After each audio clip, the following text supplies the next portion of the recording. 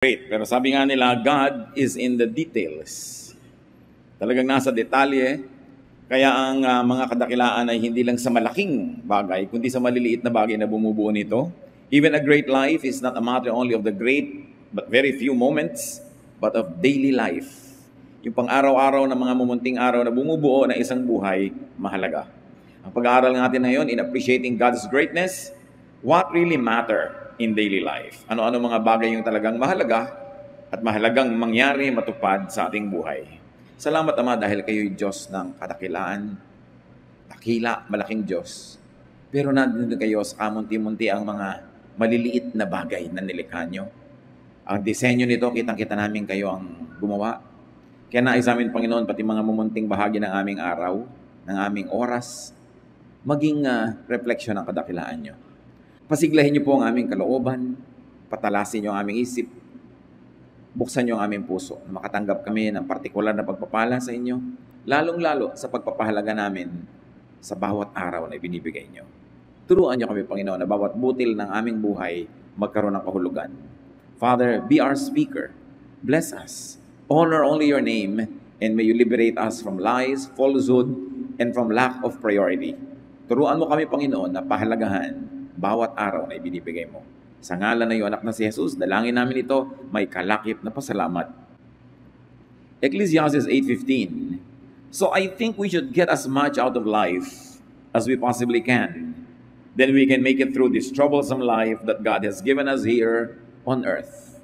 Here, Solomon gives us an insight, a very wise insight into life. That first of all, life could be very troublesome. Na meron talagang mga kakambal, mga suliranin, mga pagsubok, hirap ang buhay, pero meron din kakambal na solusyon yon. At sabi ni Solomon, turuan mo kami na makatas, mapiga ang bawat sandali, ang bawat araw, para matamasa namin ang lasap at malasap namin ang ganda, ang sarap ng buhay, para maging malakas kami na harapin ang lahat ng mga hirap na nandun din sa buhay. In other words, life is a matter of balance. And because we face a lot of troubles and difficulties, it's important for us to be as happy as possible, as nice the life as possible should be had, and that we should get the most out of life. So Ecclesiastes explains that life could be short and full of trouble. So people should make the most out of life. Kung minsan ang kamatayan, bigla-biglang dumarating, bihira naman na na-expect yan. Kaya ang tatanong mo, nagawa na ba niya ang dapat gawin? Nalasap ba ang dapat lasapin? Nakain ba ang dapat kainin? Tanggap ba ang dapat tanggapin bago man lang siya nabawian ng buhay? So making the most out of life entails knowing and choosing what really matter. Ano ba talaga ang mahalaga? Unang-una, maliliit na bagay. Sabi nga natin, God is in the details. Even quality is in the details. Halimbawa, mayroong hotel, ang laki-laki, 1,000 room hotel. Ang ganda-ganda ng lobby, ang ganda-ganda ng garden. Pero pag humiga na kayo, yung unan, marumi ang punda. Ang ganda ng banyo, pero ipa-flash nyo, ayaw mag-flash. Di ba sira lahat? Because everything is in the detail. So yung buhay din natin, hindi lang yung grand occasions, hindi lang yung monumental victories, kundi yung maliliit na araw-araw na nagaganap. Doon nalalaman yung kadakilaan ng Diyos, at doon natin dapat malasap yung magandang kalooban ng Diyos sa atin. So what really matter? Little things like appetite on the dining table. Kailangan pag kumakain, may gana.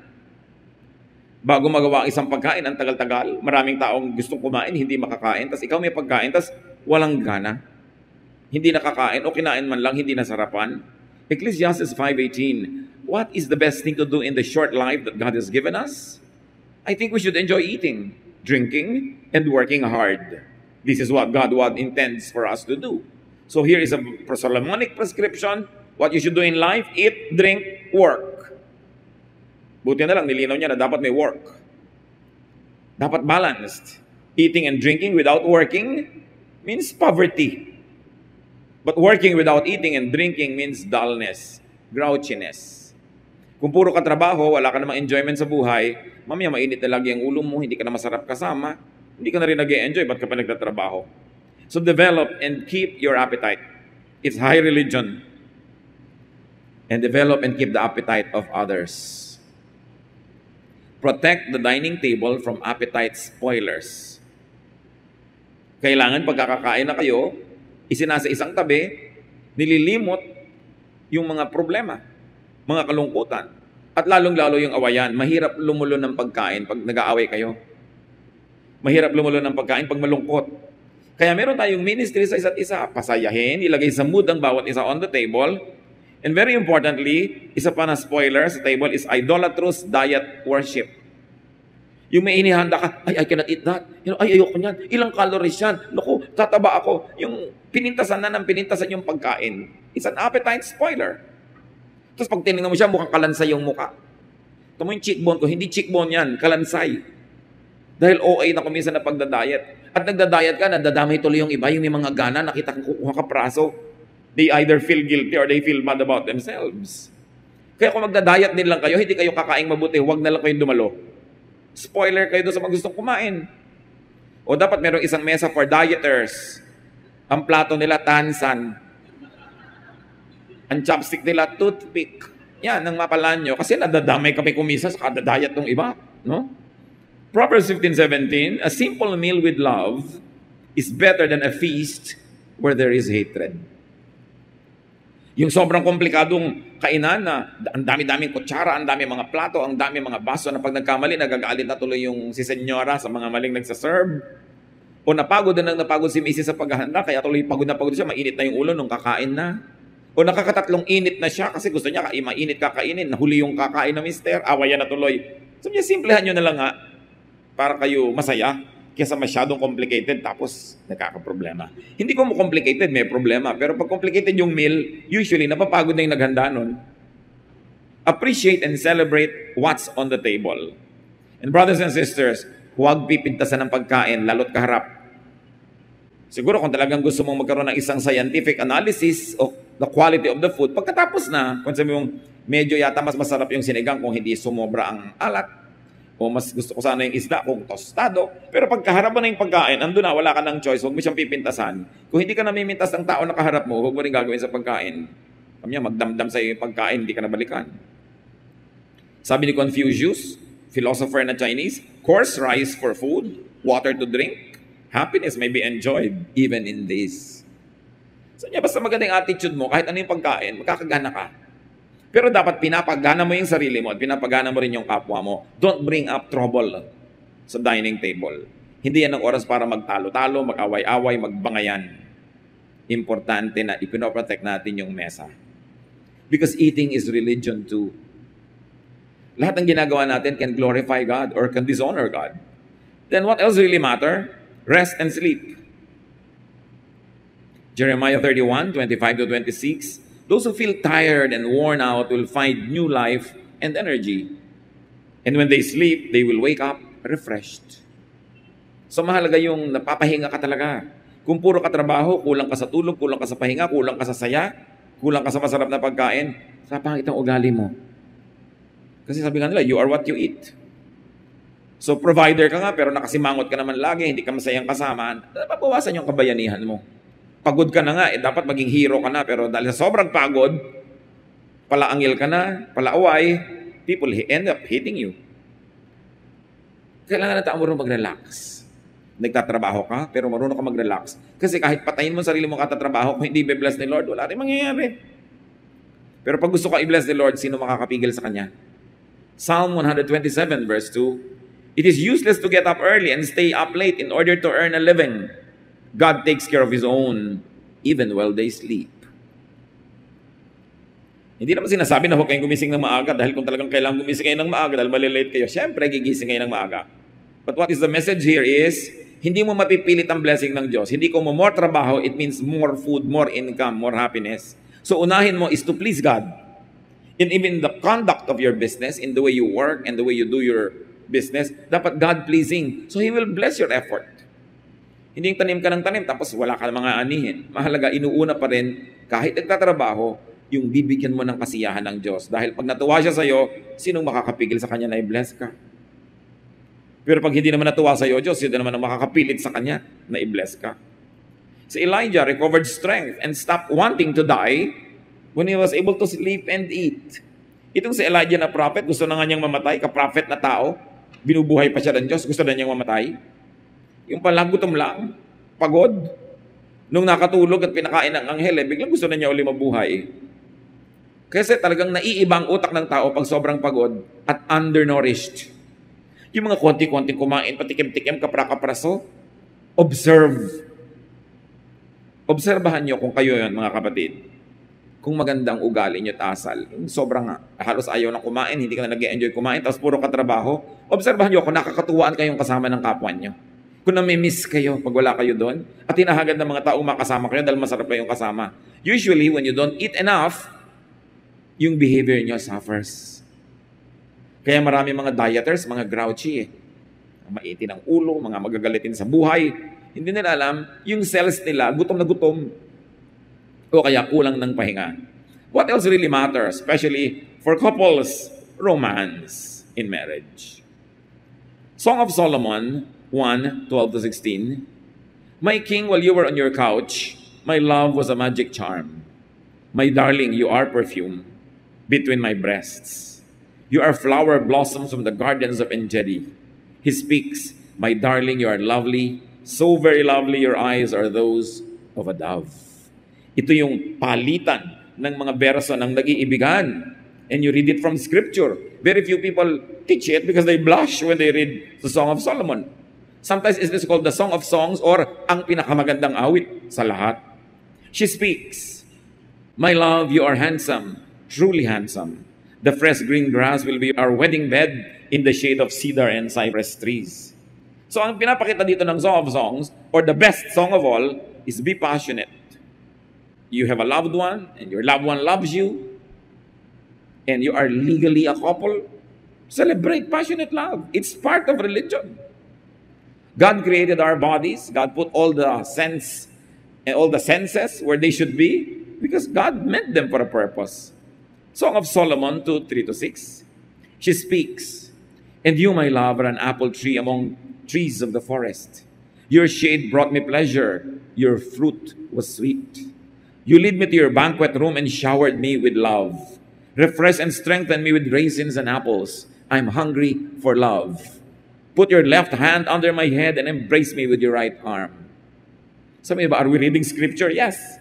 If you're not reading it, something's wrong with you. It's part of the Bible. Diyan ang galing yung, he leads me into his banqueting table, his banner over me is love. Actually, this is romantic love. So kayo, lalo may mga kayong partner, appreciate and praise your partner. Nagpupurihan sila para kang isang matayog na puno, sa'yo ako lumililim, etc., etc., no? Song of Solomon 4:1-5. My darling, you are lovely, so very lovely. As you look through your veil, your eyes are those of a dove. Your hair tosses about as gracefully as goats coming down from Gilead. Your teeth are whiter than sheep freshly washed. They match perfectly, not one is missing. Your lips are crimson cords, your mouth is shapely. Behind your veil are hidden beautiful rosy cheeks. Your neck is more graceful than the Tower of David, decorated with thousands of warrior shields. Your breasts are perfect. They are twin deer feeding among the lilies. So, here is a man and a woman praising each other in the context of married bliss. So, what is the Bible telling us? Especially Solomon and the song and the best song of Solomon, couples should enjoy their time. Have, protect, and beautify your private time and space. How can you be passionate kung yung mga anak nyo kasama nyo natutulog sa inyong higaan?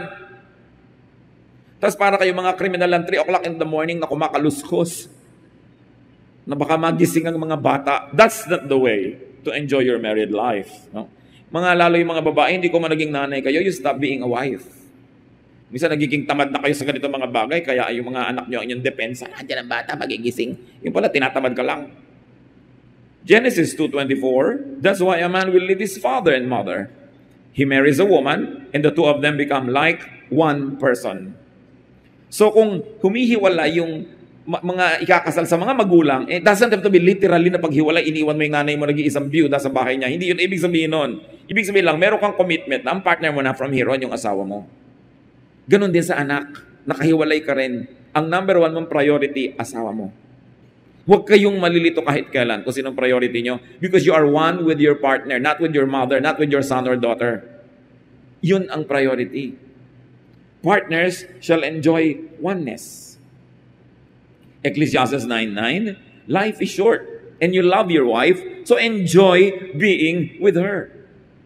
That is what you are supposed to do as you struggle through life on this earth.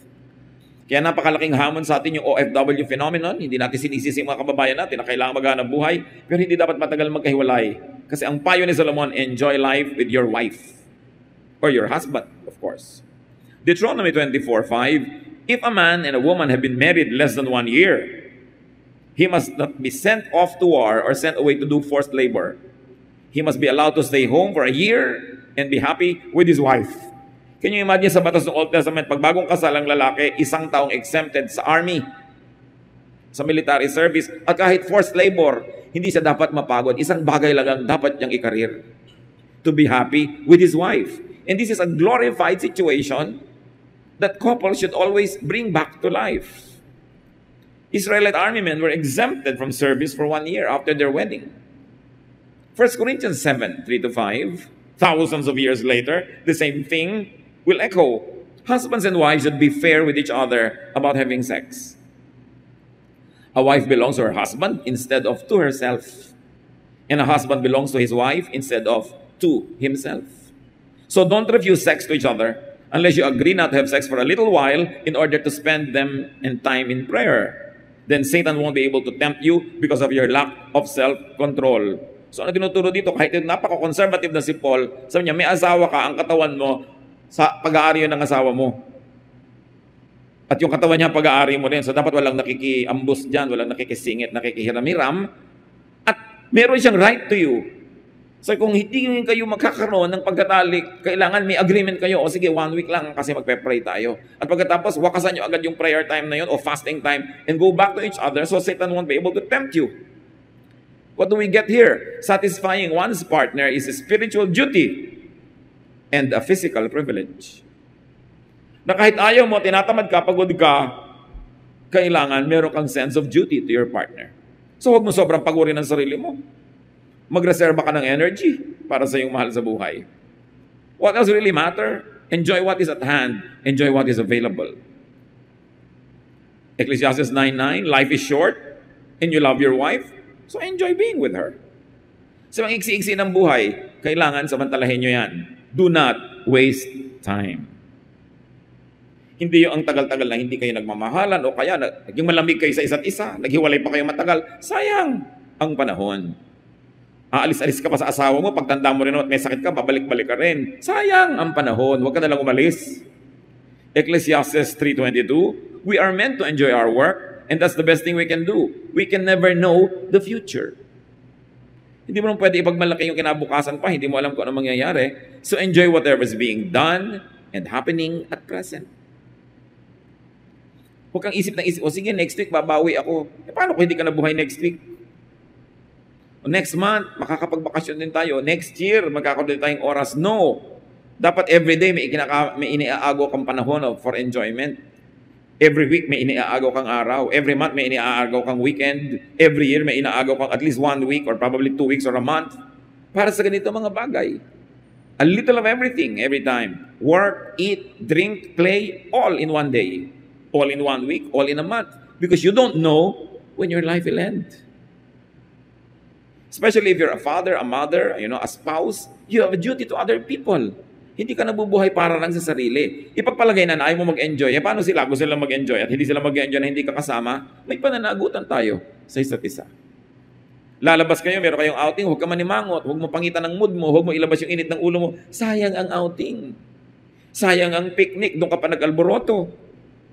Sayang yung kainan, doon ka pa nawala ng gana, doon pa kayo nag-away. Huwag magsayang ng sandali. Kasi hindi na bumabalik. Ecclesiastes 5:19, suppose you are very rich and able to enjoy everything you own. Then go ahead and enjoy. This is God's gift to you. So anong sinasabi? Pinayaman ka ng Diyos, binigyan ka ng mga blessing. Enjoy what God gives you. Do not be and stop being guilty for enjoying. Especially if your wealth is God-given. If it is deserved, you work hard for it, you never killed or stole from anybody, enjoy it. Huwag kayong makikinig sa mga religious people na lagi kang pinapag-guilty pag nag-enjoy ka. Kakain ka ng masarap. Alam mo ba, nasa halaga ng lunch mo, makakapagpakain ka na ng 500 squatter? Yung gaganunin ka, kakain ka na. Marami naman ako ginagawang kabutihan. Bakit pati pagkain ko ngayon, kailangan ko pagtasahan? Bakit hindi ba ako pwedeng mabuhay para rin sa sarili ko, kasabay ng pagpapakain ko sa iba? Sabi, if God blesses you, enjoy it. Choice ng God na blessan ka eh. Kasi pag hindi mo in-enjoy yun, parang binaliwala mo yung binibigay sa'yo.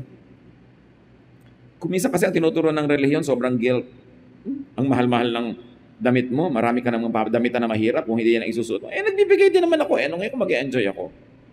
God wants to be gracious to me. As long as I don't steal it, I work for it, and I also never forget to be charitable. Why should I be stopped from enjoying what God gives me? Ecclesiastes 11:8.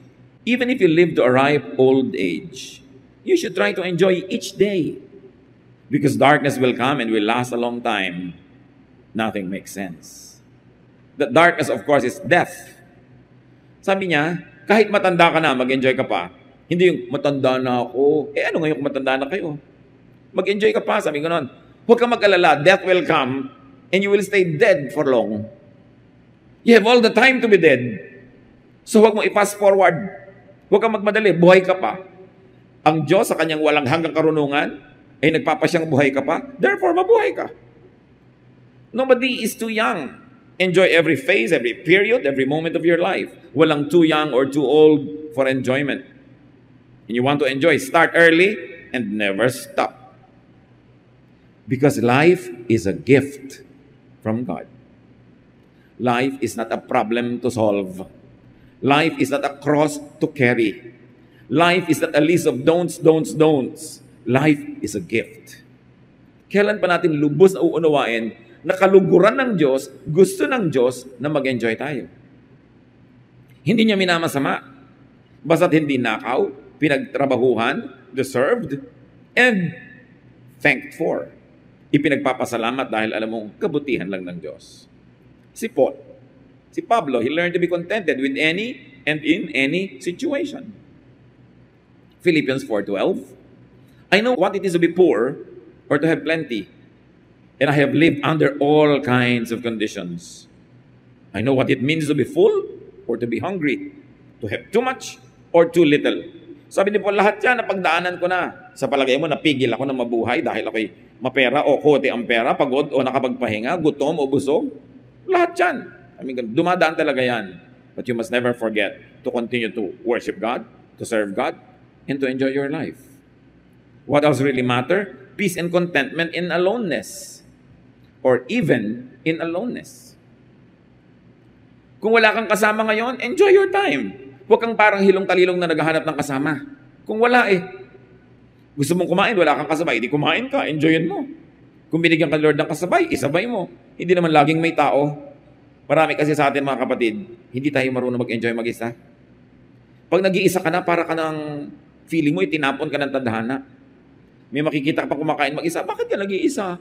Bakit naman hindi? Yung hindi ako makapag-isa. Kaya alam niya maraming napapariwara dahil ayaw mag-isa. Kahit kay taning, nagpapasama, may makasama lang. Kahit masama na, kasalanan na, magsasama pa rin. Sa takot mag-isa. It is one thing we have to learn, to enjoy aloneness. As long as you are not always alone. And that you also enjoy happiness in company.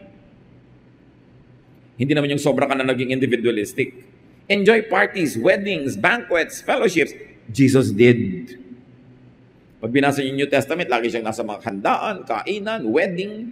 In fact, the first miracle of Jesus was to make wine at a wedding ceremony. So, nakita niyo kung ano yun? Iisipin mo, ang pinakaunang himala dapat ni Jesus, nagpagalig ng libu-libong pilay? Nagbigay ng padingin sa mga bulag? Hindi. Gumawa ng alak. Para matuloy yung kasiyahan ng wedding. Hindi ito yung alak na nakakalasing. Ito yung alak na nagpapasarap ng kain, nakasabay sa hapagkainan.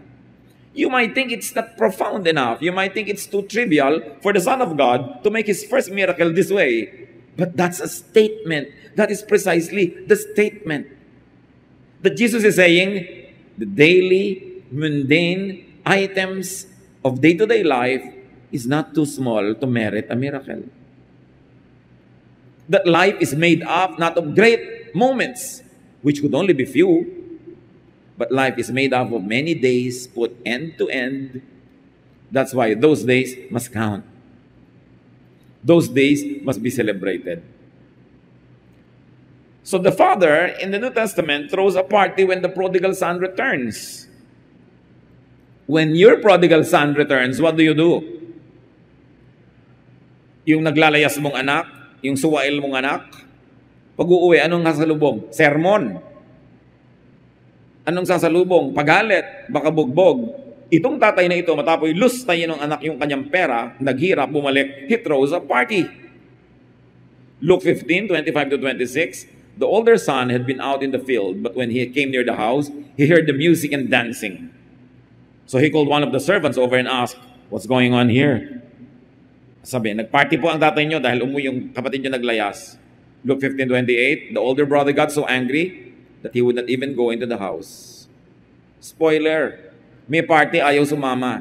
At doon niya ibunilalas lahat yung sama niya ng loob. Don't be a complainer. Don't be a spoiler just because or because you work hard. Pag tinignan niya, yung anak na isa, mahilig gumastos, masayahin, mahilig mag-party, dalustay ang pera. Ito isa, trabaho ng trabaho. Ang dami palang sama ng loob na binubunton, iniipon. Tapos bigla niya sinumbatan yung tatay niya.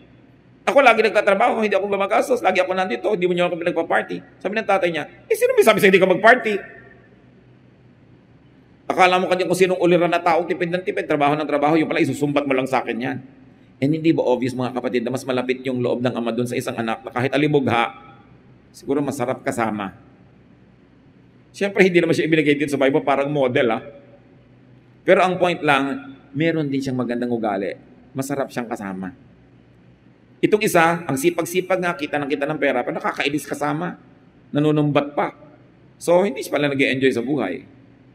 What else matters in life? Contentment even in times of want. Sayang ang oras, kahit oras ng taghirap. Kung ang ipagdiriwang nyo lang ay yung panahon na kayo mariwasa, edi ang konti nun. Kasi ang big majority of people, hindi naman talaga nagiging ganong kariwasa. So dapat wala kang sasayanging oras kahit panahon ng hirap. Ipagpiesta mo pa rin, ipagdiwang mo pa rin, kasi sayang pa rin yung oras. In fact, nahirapan ka na nga sa oras na yun, di lalo namang nasayang kung wala ka man lang napala. Philippians 4:12-13, I know what it is to be poor or to have plenty, and I have lived under all kinds of conditions. I know what it means to be full or to be hungry, to have too much or too little. Christ gives me the strength to face anything. So mga kapatid, dumarating yung panahon wala kayong pera, enjoy pa rin kayo. Marami namang enjoyment, hindi kailangan bayaran Hindi kayo sure kung magkakapera kayo or not. Don't suspend your enjoyment of life. Hayaan nyo lang, darating yun kung darating, hindi darating kung hindi darating, kahit kayo mag-worry. Hindi natin sinasabing maging mapagwalang bahala tayo, pero dapat tayong matuto ng certain level of just letting it happen. Kahit naman pilitin mo, hindi mo rin mapilit To be satisfied does not mean gleeful about your needs. Ang sinasabi lang dito, I have learned to be satisfied. Alam ko kulang, hindi ko ipinagdiriwang na kulang, pero anong gagawin ko? Magrereklamo, magmumukmuk, magagalit. So niya, tinisikap ko, tinuturuan ko sa sarili ko na enjoyin kahit konti. Total, konti anong gagawin ko? Sayang ang panahon. And of course, another thing that really matters is appreciation in plenty. Pag dumating naman yung panahon na mariwasa ka, maluwag sa buhay, pasalamatan. Proverbs 15:6, the house of the righteous contains great treasure, but the income of the wicked brings them trouble. Meron daw talaga mga specially favored because of their righteousness na pinupuno ng Diyos ng mga magaganda, mamahalin, maririwasang bagay yung bahay niya. At huwag kang ma-offend. Sabi mo, ang ganda naman ng plato mo, ang mahal, makakabili ka na ng 50 Biblia dyan. Yung papagiltihin mo yung tao may magandang Biblia, may magandang plato, may ganun Yung gustong mag-party, ilang Biblia na mabibili natin doon. Gusto ng Diyos, balance. Namimigay ka ng Biblia, pero nagpa-party ka rin. Importante yung ganun, hindi ka laging guilty. Dapat no guilt kung wala ka namang ginagawang mali.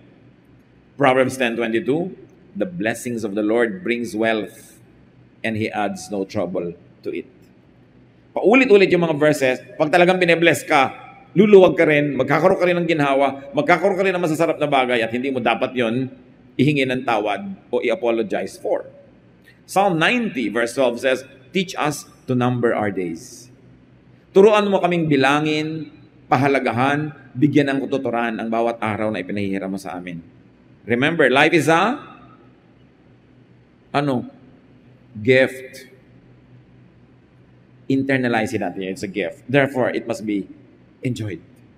May nagbigay sa'yo ng t-shirt, gift, hindi mo sinusuot. Hindi ka na bibigyan uli. Meron akong taong tinigilan bigyan ng tuwalya magaganda dahil nalaman ko, nandun lang sa cabinet niya lahat. Pointless. So pag may binibigay sa'yo yung Diyos, enjoyin mo yun. Just don't forget to share. But don't forget to enjoy it because it's an act of thanksgiving. And why else will you enjoy it? Because you are not sure if you will have the time tomorrow to enjoy it. Bigla-bigla tayong nababawian ng buhay. Dapat kahit kailan dumating yon, you will not be possessed by regrets. Because you ate, you drank, you lived, you worked, and you gave away. It's important to take care of everyday life. Because a life of 90 years is actually made up of many separate days put end to end. So the quality of your life could be seen by the quality of your everyday. Let it be a worshipful day, let it be a thankful day, and let it be a day of enjoyment. Mayaman ka man o mahirap, may iniintay ka o dumating na, kapos o sobra, it's your attitude that will make you feel rich. It's not the amount of money in your pocket. It is your attitude. Ama namin, turuan niyo po kami na patuloy na maging mapagpasalamat sa buhay na ipinahihiram niyo. Huwag namin itong itrato na akala mo penitensya, akala mo puro pagdurusa, puro paglilingkod sa kapwa, na wala ng kasiyahan. Dahil nilikhahan niyo kami para una bigyan kami ng kasiyahan. Salamat po, Panginoon. Ang dalangin lang namin, huwag naming malimot na may kakambal itong pananagutan sa kapwa, kakambal na responsibilidad para magtrabaho, that we should work hard and produce surplus so we can have things to enjoy and to give away to people who are not able to make so much. Turuan mo kami, Panginoon, at habang kami patuloy na nagpa-fine-tune ang buhay namin, lalo namin inaayos ito, lalo naman kami nagpapasalamat sa inyong kagandahang loob. Pagbulay-bulayan natin, mga kapatid, sumandali ang personal applications ng mga katotohanan na ito.